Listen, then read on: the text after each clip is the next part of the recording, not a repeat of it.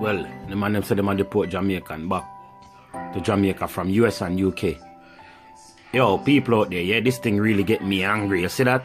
So it make me feel, mad, you know what I mean? Yeah, you don't know. But guess what now? You understand?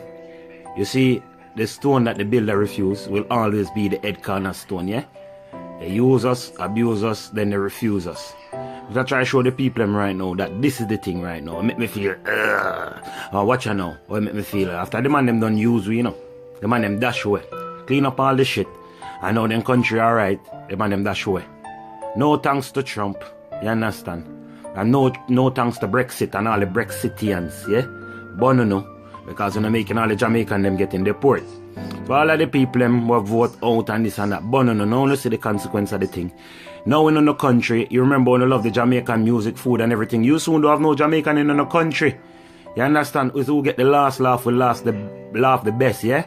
Over and out, pan bad mind, yeah? Fire.